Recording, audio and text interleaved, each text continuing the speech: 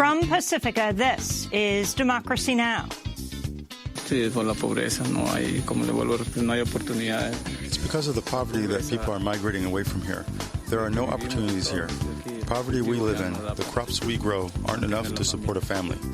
The government remains partially shut down for a sixth day over President Trump's request for border wall funding.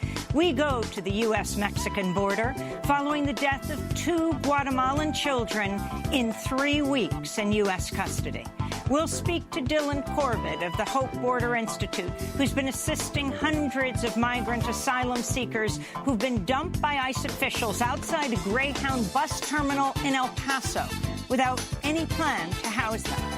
Then, as Supreme Court Justice Ruth Bader Ginsburg is released from the hospital after lung cancer surgery, we revisit the documentary RBG. It's just been shortlisted for an Oscar. In asking the court to declare sex a suspect criterion, we urge a position forcibly stated in 1837 by Sarah Grimke, noted abolitionist, an advocate of equal rights for men and women. She said, "I ask no favor for my sex. All I ask of our brethren is that they take their feet off our necks." We'll speak to the directors of RBG, Betsy West and Julie Cohen. All that and more coming up.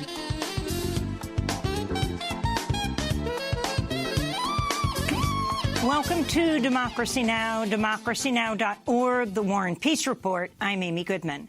President Donald Trump paid a surprise visit Wednesday to a sprawling military base in western Iraq. Trump was joined by First Lady Melania Trump as the president posed for selfies with troops and autographed red "Make America Great Again" hats. It was Trump's first visit to an active war zone since he took office nearly 2 years ago. During a speech to troops, Trump defended his plans to withdraw all U.S. troops from Syria and about half the nearly 7,000 U.S. troops in Afghanistan. America shouldn't be doing the fighting for every nation on earth, not being reimbursed in many cases at all. If they want us to do the fighting, they also have to pay a price. And sometimes that's also a monetary price. So we're not the suckers of the world. We're no longer the suckers, folks. And people aren't looking at us as suckers. But Trump said he has no plans to withdraw the more than 5,000 U.S. troops who remain in Iraq. During his brief trip, Trump did not meet with the Iraqi Prime Minister Adel Abdel-Mahdi or any other Iraqi officials. In a statement, a bloc of Iraqi parliamentarians condemned Trump's surprise visit as a, quote, flagrant and clear violation of diplomatic norms, unquote. President Trump's Iraq visit came as the New York Times reported that a podiatrist in Queens, New York, helped Donald Trump avoid the Vietnam War in 1968 as a favor to Trump's father, the real estate magnate Fred Trump. The foot doctor, Larry Brownstein, died in 2007, but his daughters told the New York Times their father often recounted how he helped Donald Trump get one of his 5 draft deferments with a diagnosis of bone spurs. In return, Dr. Brownstein was reportedly given direct access to his landlord, Fred Trump, who helped Brownstein quickly repair any problems with the building he rented from the Trump family. The federal government's entered a 6th day of partial shutdown with no resolution in sight, as President Trump continues to demand billions of dollars in new funding for an expanded wall on the U.S.-Mexico border. This is Trump responding to a reporter during his trip to Iraq on Wednesday. Whatever it takes. I mean, we're going to have a wall. We're going to have safety. We need safety for our country, even from this standpoint. We have terrorists coming in through the southern border. We have the terrorists also coming in, fellas, through the southern border. The shutdown has left some 800,000 federal workers either furloughed or working without pay during the Christmas holiday season. Meanwhile, funding has expired for programs aimed at helping women who've survived domestic violence and sexual assault. The Violence Against Women Act expired Saturday as the government shutdown took hold, and its programs will remain unfunded unless and until Congress reauthorizes it. In El Paso, Texas, immigration and customs enforcement officers released hundreds of migrants Wednesday night at a downtown bus station, bringing the number of people released this week to more than 1,000. Local nonprofits that assist the migrants said this time they were given some advance warning of the drop-offs, unlike over the Christmas holiday when ICE stranded hundreds of people in the cold, including young children, with no warning and no plans for accommodations. Immigration activists say the drop-offs were part of the Trump administration's deliberate strategy of sowing chaos at the border as a deterrent to asylum seekers. This is Dylan Corbett, director of the Hope Border Institute, an El Paso-based charity that assists migrants. The majority of them don't even know that they're not in the hands of the government.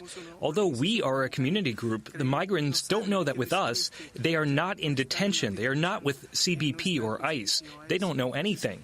They need information. They need to get informed. Some of them don't even know they're in El Paso. After headlines, we'll go to El Paso to speak with Dylan Corbett about the Trump administration's immigration policies. In Guatemala, friends and family of Jacqueline Calmaquin, the indigenous girl who died in U.S. Border Patrol custody on December 8th, mourned the 7-year-old at her funeral Christmas Day. About 150 people gathered around an open casket for the little girl before lowering her into the ground in the impoverished mountain village of San Antonio Socortes. Cal's mother was so despondent she couldn't bear to attend the funeral. The girl's uncle, Jose Manuel Cal, said poverty and hunger drove the girl's father to bring her to the United States to apply for asylum. Sí, por la pobreza, no hay, como le vuelvo a repetir, no hay oportunidades. It's because of the poverty that people are migrating away from here. There are no opportunities here. The poverty we live in, the crops we grow, aren't enough to support a family. Jacqueline Cal died 2 days after crossing into the U.S. in a remote part of New Mexico, December 6th.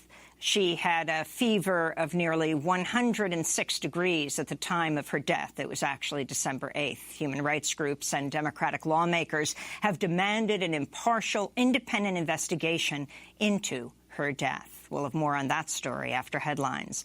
This comes as a new ProPublica investigation found pervasive sexual assaults at detention centers for immigrant children, with both staff and other residents sometimes acting as predators.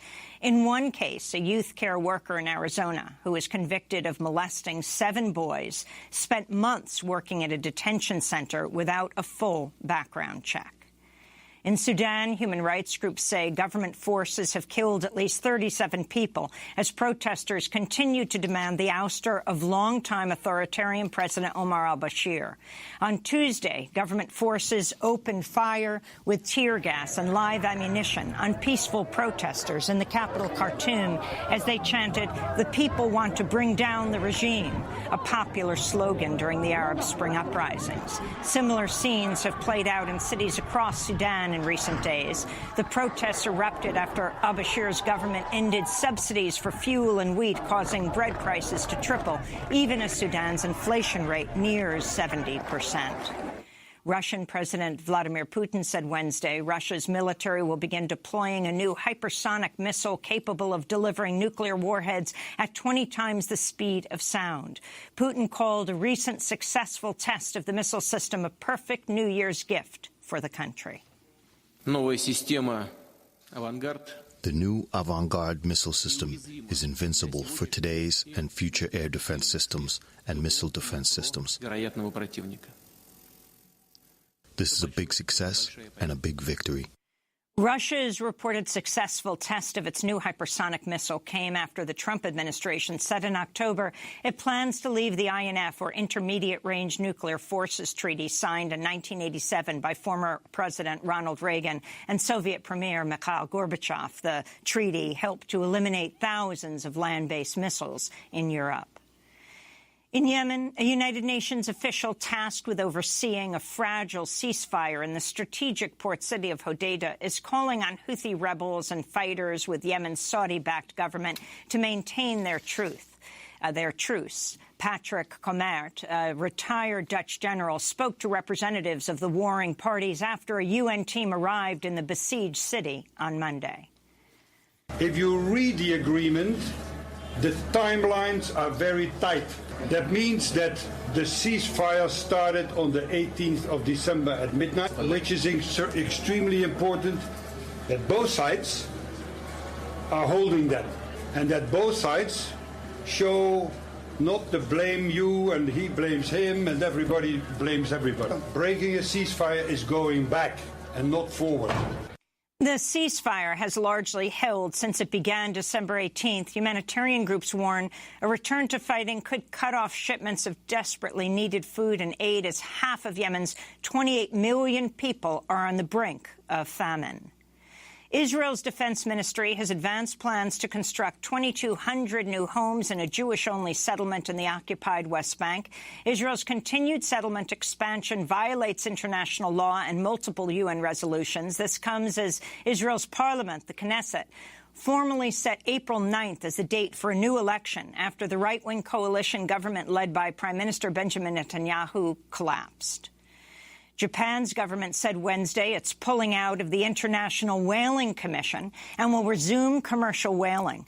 The move ends a program that allowed Japanese vessels to hunt and kill whales on a limited basis under the pretext of scientific research. This is Japan's cabinet secretary announcing the withdrawal on Wednesday. Japan's basic policy of promoting sustainable use of aquatic living resources based on scientific evidence has not changed. And under that policy, we have decided to resume commercial whaling. In a statement, Greenpeace condemned the move and called on Japan to recommit to the International Whaling Commission. But the anti-whaling direct action group Sea Shepherd hailed the withdrawal a victory that would end Japanese whaling in the Antarctic, while revealing Japan as a pirate whaling nation. Sea Shepherd pledged its boats would continue to confront Japanese whaling vessels on the high seas. The actor Kevin Spacey has been charged with sexually assaulting a teenager in a bar in Massachusetts in 2016.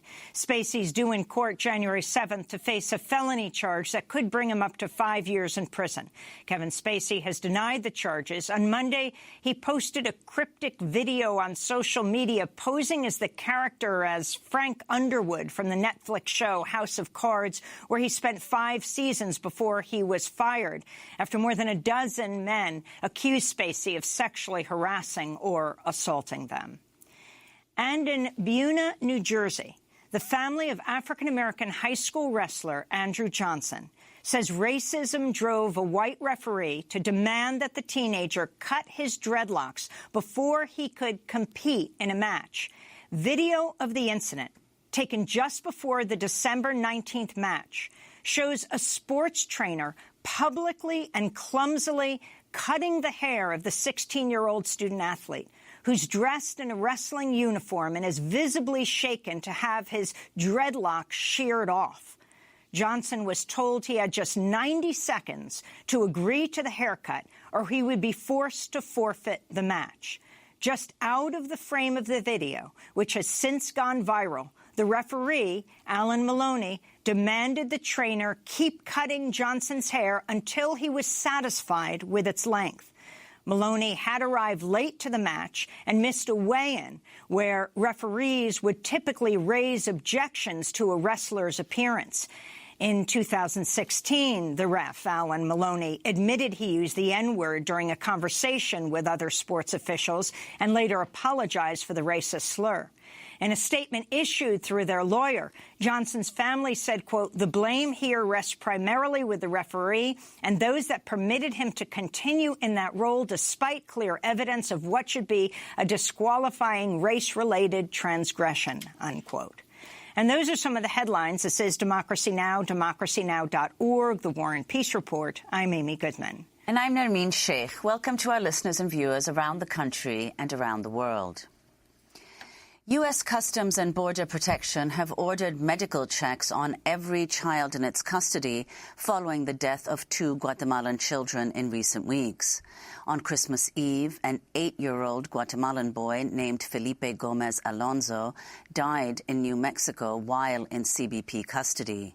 The child was admitted to a hospital earlier on Christmas Eve, diagnosed with a common cold, given ibuprofen and antibiotics, and released. But the boy continued to become more ill throughout the day. After he began vomiting, the boy was sent back to the same hospital, but fell unconscious along the way. He was pronounced dead 12 minutes before Christmas. The cause of death is not yet known. The boy was first detained along with his father on December 18th after they crossed the border west of El Paso, Texas. This follows the death of a 7-year-old indigenous Guatemalan girl, Jacqueline Cal Maquin, who died on December 8th, also in New Mexico, 2 days after she and her father presented themselves at the border in a bid for asylum. On Christmas Day, about 150 people gathered for her funeral in the impoverished Guatemalan mountain village of San Antonio Secortes. In more immigration news, authorities in El Paso, Texas, scrambled over the Christmas holiday to assist hundreds of migrant asylum seekers who were dumped suddenly by ICE officials outside a Greyhound bus terminal without any plan to house them. Local shelters say they weren't told in advance of ICE's plans, as is customary, leaving them struggling to find accommodations for hundreds of migrants, including young children. On Sunday, Greyhound brought in buses where migrants could shelter overnight into the Christmas Eve holiday. Sergeant Robert Gomez of the El Paso Police Department said, "We weren't going to put 200 people on the streets of El Paso on a cold night. We wouldn't do that," he said. On Wednesday night, immigration authorities released hundreds of more migrants at a downtown El Paso bus station, bringing the number of people released this week to more than 1,000. Well, for more, we're going to El Paso, Texas, where we're joined by Dylan Corbett, Executive Director of Hope Border Institute. Dylan, welcome to Democracy Now! It's great to have you with us. Can you explain what's been happening in El Paso? Why are so many hundreds of migrants being dumped at the bus station by ICE? Sure. You know, it's rather confusing what's been going on since the 23rd of December, so just a couple of days before Christmas. What happened is ICE began to release, effectively, as you say, dump many migrants downtown on a cold night in El Paso. These were migrants who had just come from CBP cells across our border community. And when they were released confused, they were released hungry, they were tired, they had been in very difficult and cramped conditions in cells, Border Patrol cells and CBP cells, and many of them were sick. Now, it's inexplicable as to why ICE chose to do this. Normally, there's a lot of cooperation between the government and the network of migrant shelters here in El Paso, led by Annunciation House, which does stellar work in providing for the humanitarian needs of migrants who are released into our community. But ICE chose not to do this around the Christmas holiday. On the 23rd, they released 200 people at night. The following day, on Christmas Eve, they released another 200 folks. And then on Christmas Day, they continued to do it and released 200 folks. Yesterday, they suspended that practice, and 500 folks were released into our community, but there was greater collaboration with the network of migrant shelters here in El Paso. We hope that this isn't something that repeats itself. This has never happened. The only other time that this happened was the week before elections at the very end of October. So it's hard not to see a political character to this. It's hard not to see that the administration is deliberately trying to foment the image of a crisis at the border that frankly doesn't exist, that's manufactured in Washington. So with this as the backdrop, let's look at the death of 2 Guatemalan children in 3 weeks in U.S. custody. This horrific example of Felipe Gomez Alonso. He was the second of the 2 children who on Christmas Eve, explain what you understand happened. He had come over the border with his dad.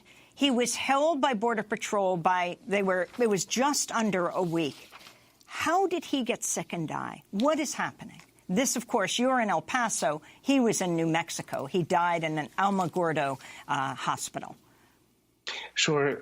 You know, the case of Felipe Alonso Gomez, an 8-year-old Guatemalan boy who died on Christmas Eve, was chilling to me because on Christmas Day, when ICE released 200 migrants, all of them were families. All of them were fathers with children or mothers with children. when they released those children off the bus, when they essentially kicked them off the bus into downtown El Paso, one of those kids, who was about 7 or 8 years old, the same age as Felipe Alonso Gonzalez, the same age as Jacqueline Cal, probably from Guatemala, was feverish and was dehydrated. Thank God, nearby there were local fire department. There was a local fire department, and they were able to offer first aid to that child, and we were able to send him to a hospital in an ambulance. But these children are being held in conditions. These families are being held in terrible conditions in CBP Border Patrol cells, anywhere between 4 and 8 days before they're released into either ICE custody, or if they're claiming asylum in their families, they're released into our community. The conditions are not good. We're hearing from migrants that they're very cramped conditions. Many people in very small cells. People not having the ability to bathe for several days. Food is minimal. Access to the bathroom is minimal. They're telling us that they're not even able to go to the bathroom with any degree of privacy. So in these conditions, it's to be expected that children are going to get sick. And that's what we saw with Jacqueline Cal in the beginning of December, that she presented dehydration symptoms, that she presented a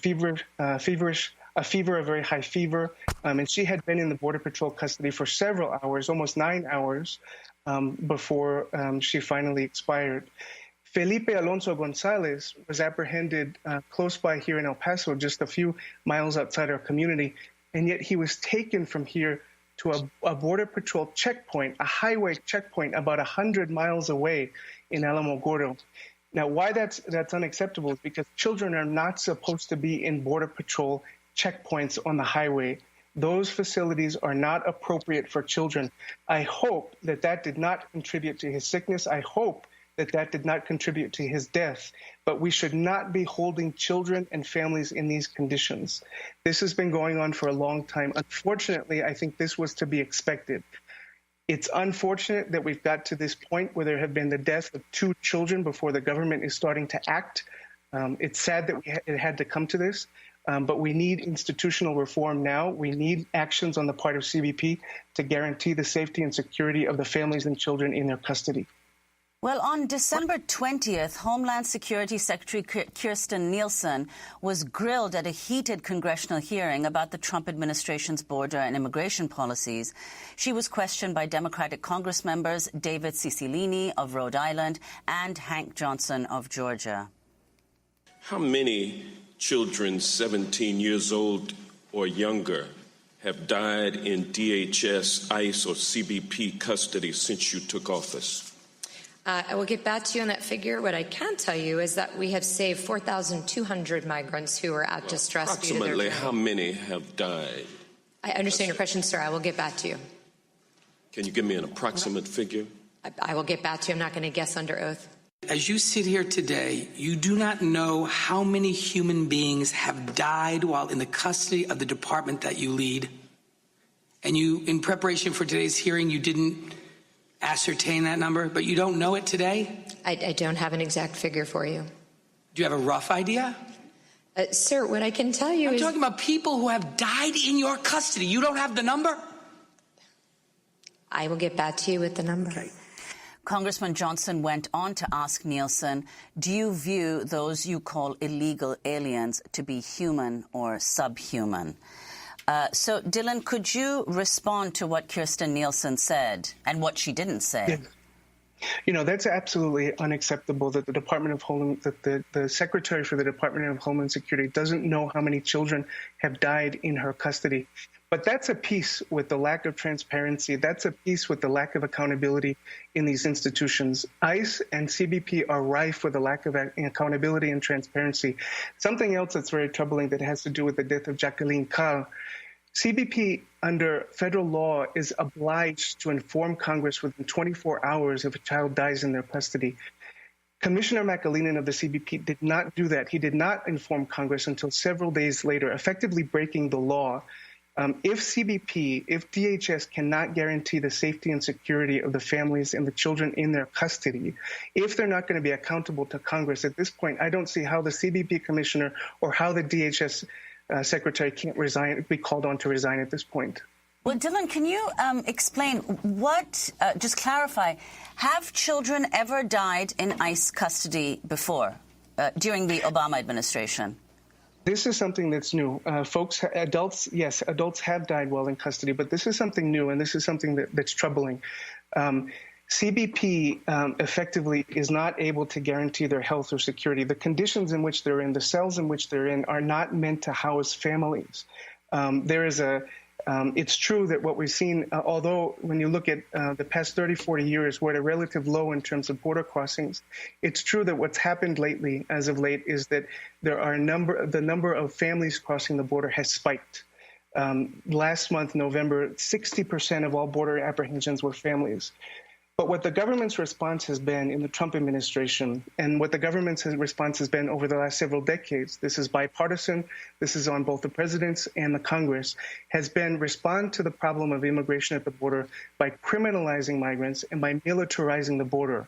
So it was to be expected when your only response is to criminalize people, when your only response is to deploy racism, when your only response is to militarize, that you can't respond to a humanitarian situation like we have right now. CBP, despite their incredible budgets, despite the incredible resources that they have, despite 18,000 Border Patrol agents here at the border, we are unable to respond to what is actually happening at the border because we're treating migrants as criminals and threats to our country, which they're not. These are families seeking refuge, safety, and security, and they're being driven by forced migration, a lot of which the United States is complicit in.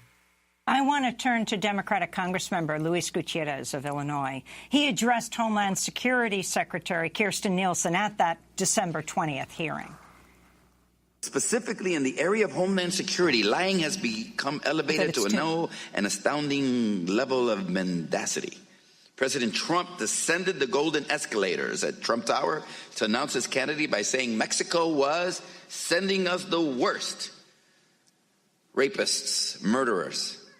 Then he said he was required to break up migrant families because of bad laws that the Democrats gave us.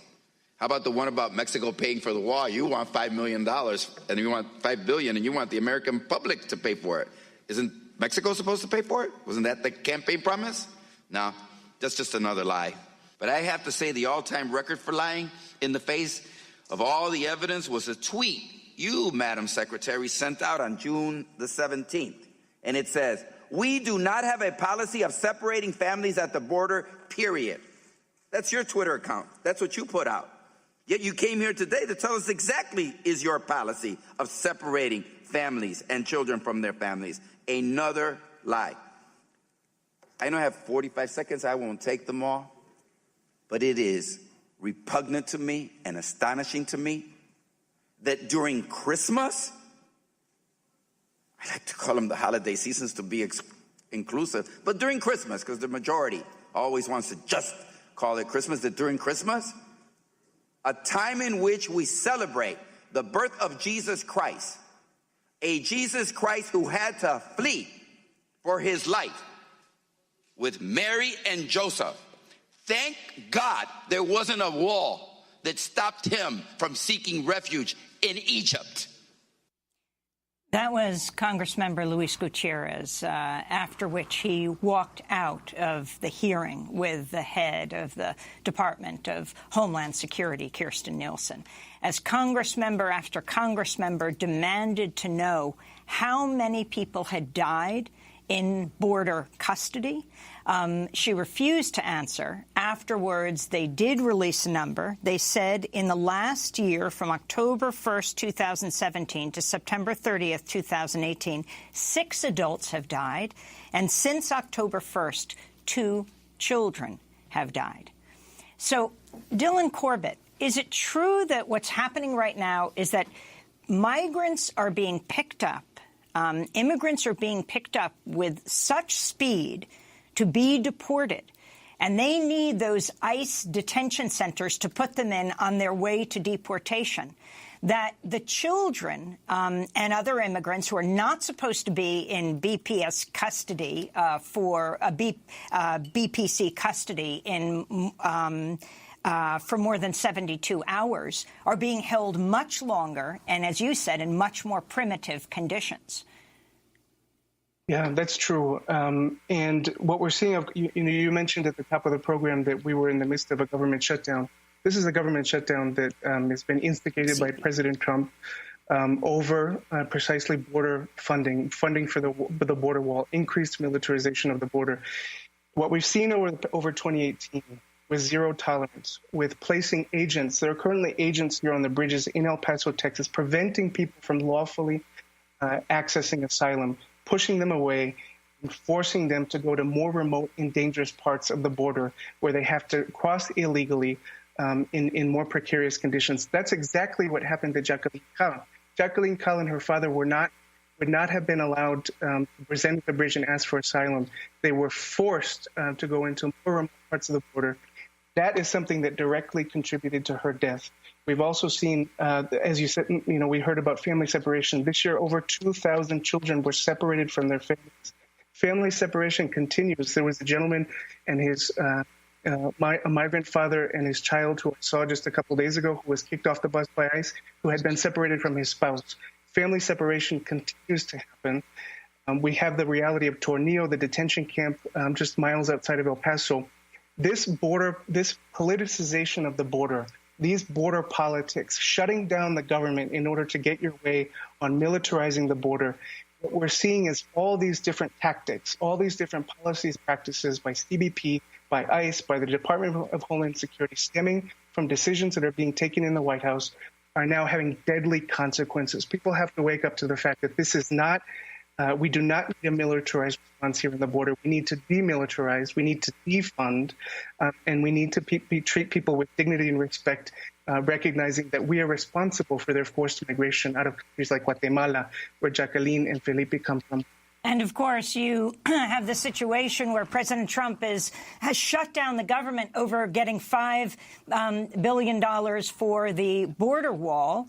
And in this shutdown, hundreds, if not thousands, I don't know, of CBP border agents are not being paid. They're part of the program of their salaries being cut at this point to be paid in the future.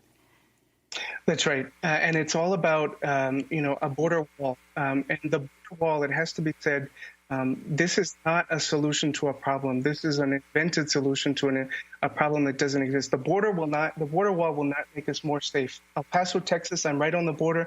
Outside my window, I can see our sister city of Ciudad Juarez in Mexico.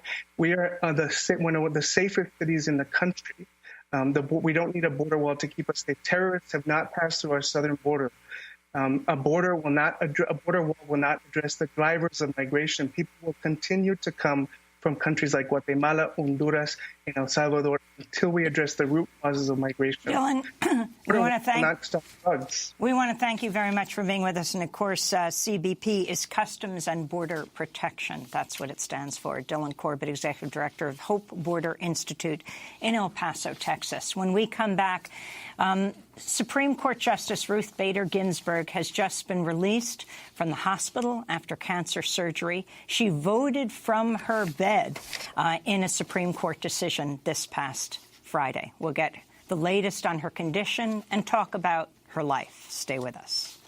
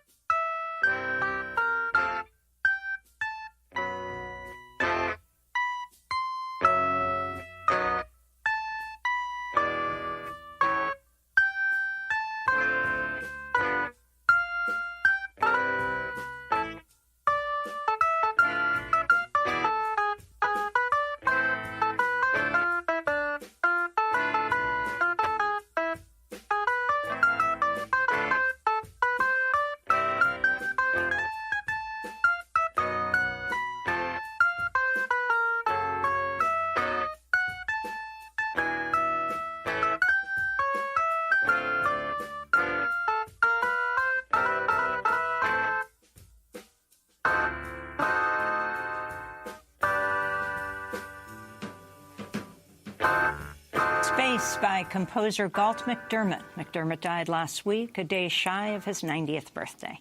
This is Democracy Now!, democracynow.org, The War and Peace Report. I'm Amy Goodman with Nermeen Sheikh. Supreme Court Justice Ruth Bader Ginsburg has been discharged from the hospital following surgery for lung cancer. She's recovering from the procedure at home. She was hospitalized last week at the Memorial Sloan Kettering Cancer Center in New York, where surgeons on Friday removed 2 malignant growths in her left lung. Doctors called the surgery a success and said there's no sign that Ginsburg cancer has spread. While in hospital Friday, Ginsburg cast her vote, blocking the Trump administration's asylum ban. The health of the liberal 85-year-old justice, the oldest sitting justice on the Supreme Court bench, has come under increased scrutiny in recent years. In November, she was hospitalized after a fall that resulted in 3 fractured ribs.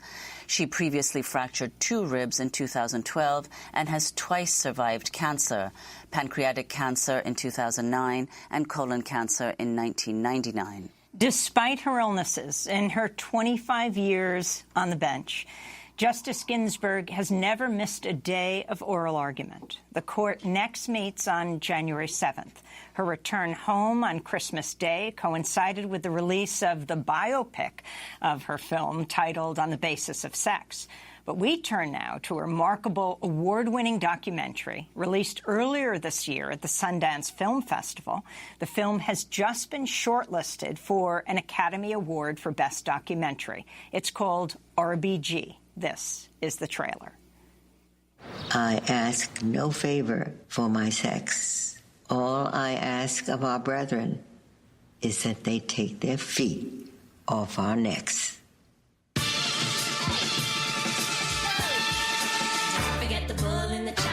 We welcome today Justice Ruth Bader Ginsburg. She's become such an icon. Do you mind signing this copy? I am 84 years old, and everyone wants to take a picture with me. Notorious RBG. Yeah. When you come right down to it, the closest thing to a superhero I know.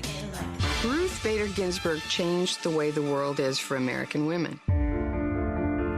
I became a lawyer when women were not wanted by the legal profession.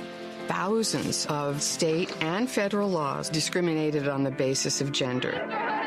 She was following in the footsteps of the battle for racial equality. She wanted equal protection for women. Men and women are persons of equal dignity, and they should count equally before the law. She captured for the male members of the court what it was like to be a second-class citizen. The point is that the discriminatory line almost inevitably hurts women. I did see myself as kind of a kindergarten teacher in those days because the judges didn't think sex discrimination existed. I have had the great good fortune to share life with a partner truly extraordinary for his generation.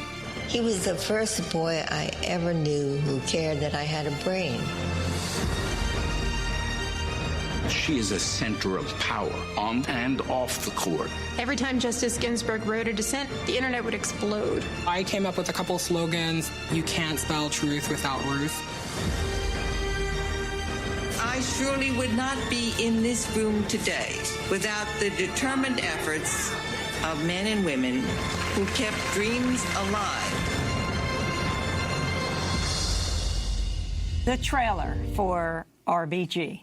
We're joined now by the film's directors, Betsy West and Julie Cohen. We welcome you back to Democracy Now! Julie, let's begin with you with the latest on Ruth Bader Ginsburg's condition. She was just released from the hospital, but tell us what's happened. Absolutely. Well, I mean, I'm not an oncologist, but we do know that Justice Ginsburg had the 2 cancerous nodules removed from her lung. Actually, a lobe of her lung was removed. You've got 5 lobes in your lungs, and one of them now the justice has had removed. Got out of the hospital after just a few days, about 5 days total in the hospital, and is now resting, recovering, and with a view towards being on the bench as soon as possible. Note that she scheduled her surgery for the Friday before a long holiday. It's a long tradition that she has. It's done the same thing with chemotherapy. With the idea that you want to have as little possible work downtime so that you can get right back to work. Friday was a very busy day. She both had the operation, but she also ruled,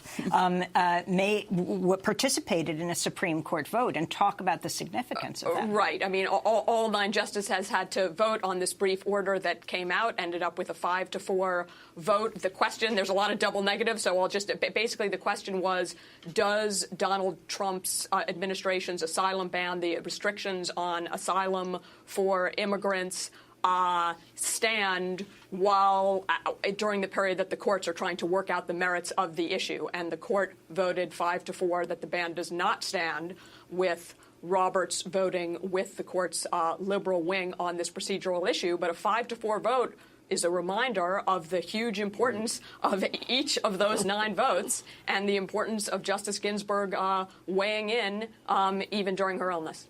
Well, as news of her surgery became public, supporters took to Twitter with messages like, "She can have my lung, hell, she can even have both of them." Earlier this year, fans similarly tweeted messages of support when RBG was hospitalized after a fall that fractured her 3 ribs. At the time, actress Alyssa Milano wrote, quote, "Ruth Bader Ginsburg can have my ribs and my kidneys and a lung and anything else she needs. She can even have my husband on Thursdays." So that was Alyssa Milano's tweets, and then tweets that came out last week as news of her, earlier this week as news of her surgery spread. So, Betsy West, could you explain why her position on the Supreme Court now is so crucial? Well, Nina Totenberg cracked that maybe we could solve the organ donation problem in this country by taking all of those offers. And, Justice Ginsburg has become a rallying cry for many people in this country who are dismayed by the Supreme Court's move to the right. And obviously, as Julie just said, the court is now divided very narrowly. And the fact that Chief Justice Roberts joined with the 4 liberal justices doesn't always happen. And there are many decisions that come down, they're expected to come down 5-4, 5 on the conservative side. So she is critical. People see her longevity as absolutely necessary in this time. Well, she also just recently, she hired 2 law clerks for at least 2 more terms. So the idea is that she will stay till 2020 in her own view. Yes. I mean, she keeps moving the goalpost here, and she had said that in addition to hiring her clerks for the coming 2 years, which is something that you don't have to do, she's now started talking about 90 is a goal for her to retire. She's 85 now, so that gives her another 5 years. You mentioned all of her illnesses. It's funny in a way, because when Julie and I were following her around the country, you wouldn't have known that this was a frail person. She has, yes, she's small, she's diminutive, she's kind of bent over, but she has extraordinary stamina, and she sometimes tired us out, frankly, by the end of the day. We were ready to go to bed, and she was like, oh, let's, she'd say, I'm going to go back and do a little bit of work. We're going to go to a break and then really recap her life, talk about her history of activism, legal prowess, how she came to be on the Supreme Court and has served there for the last quarter of a century.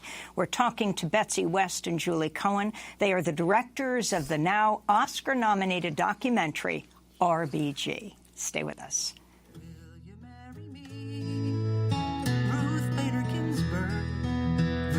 Favorite justice on the Supreme Court. Will you marry me, Ruth Bader Ginsburg? You bring the rulings and I'll bring a little tour.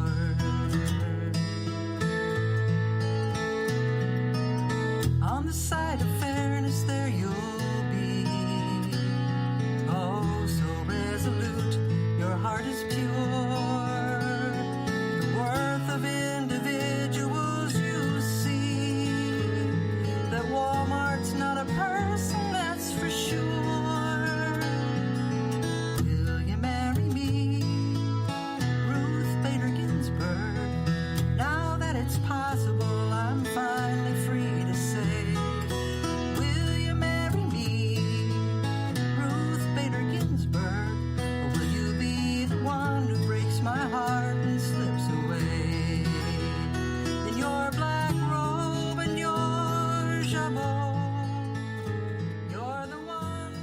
Ruth Bader Ginsburg by Anne Reid. This is Democracy Now!, democracynow.org, The War and Peace Report. I'm Amy Goodman with Nermeen Sheikh. We're talking about the health of and the life of Ruth Bader Ginsburg on the Supreme Court for the last 25 years. And we're speaking with the directors of a documentary that's just been shortlisted for an Oscar. We will see what happens. The shortlist is 15 documentaries, and the nomination process that happens by the end of January will lead to 5 documentaries chosen. Ruth Bader Ginsburg, though, was nominated by President Clinton in 1993. During her Senate confirmation hearing, she openly defended a woman's right to have an abortion. This is something central to a woman's life, to her dignity. It's a decision that she must make for herself. And when government controls that decision for her, she is being treated as less than a fully adult human responsible for her own choices. So during Ginsburg's 1993 Supreme Court confirmation hearing, Republican Senator Orrin Hatch of Utah questioned her on abortion. Yesterday you endorsed the so-called constitutional right to abortion, a right which many, including myself, think was created out of thin air by the court. But you asked me the question in relation to the Supreme Court's precedent, and you now ask me another question in relation to the Supreme Court's precedent. The Supreme Court's precedent is that access to abortion is part of the liberty guaranteed by the 14th Amendment. So that's Ruth Bader Ginsburg in 1993 during her confirmation hearing. She was ultimately confirmed 96-3, and among the people who voted to confirm her was Orrin Hatch, who's anti-choice. Yes, we spoke with Senator Hatch for the documentary. We wondered if in any way he regretted that vote or he wanted to, make any qualifications. And he's a very staunch Republican. But I have to say, he told us, I love Justice Ginsburg. He made the point during the hearings that he disagreed with her on some issues, but not with her qualifications to be a justice. He said, look, she was appointed by a liberal president. He has that right, and she deserves to be on the court. It's obviously a very different time. Well, one of the things that you document so well in the film is her relationship, her very close friendship with Antonin Scalia. Yes. So, I mean, it says something. If you could talk a little bit about where she fell or she falls politically, and what people, and in the documentary you point this out too, that she's kind of an accommodationist, right? She works with both conservatives and liberals.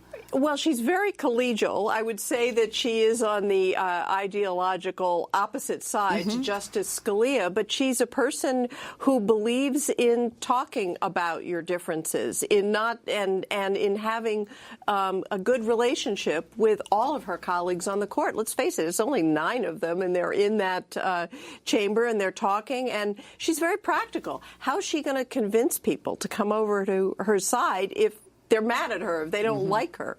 I think she, many people said to us beforehand, oh, she's not really friends with Justice Scalia. How could she be friends with a guy like that? And the reality is that they were extremely good friends. She really loved, they shared opera in common. They both loved opera. And acted in opera. And they acted, together, appeared in an opera, went to lots of opera, talked about opera all the time. And, she loved his sense of humor. And I think more than that, she respected him intellectually and felt that talking things over with him actually sharpened her own arguments. I want to turn to another clip from your documentary, RBG, where Justice Ginsburg talks about the first time she argued before the Supreme Court in the case Frontiero versus Richardson in 1972. The case centered on a female Air Force lieutenant who'd been denied the same housing and medical benefits as her male colleagues. Ginsburg argued the Air Force's statute for housing allowances treated women as inferior, and the Supreme Court ruled in her favor 8-1. There was not a single question.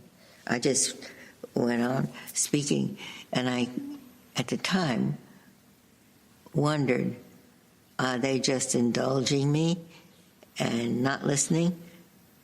Or am I telling them something they haven't heard before, and are they paying attention? The justices were just glued to her. I don't think they were expecting to have to deal with something as powerful as a sheer force of her argument that was just all-encompassing. And they were there to talk about a little statute in the government code. I mean, it was just, we seized the moment to change American society. In asking the court to declare sex a suspect criterion, we urge a position forcibly stated in 1837 by Sarah Grimke, noted abolitionist and advocate of equal rights for men and women. She said, "I ask no favor for my sex. All I ask of our brethren is that they take their feet off our necks."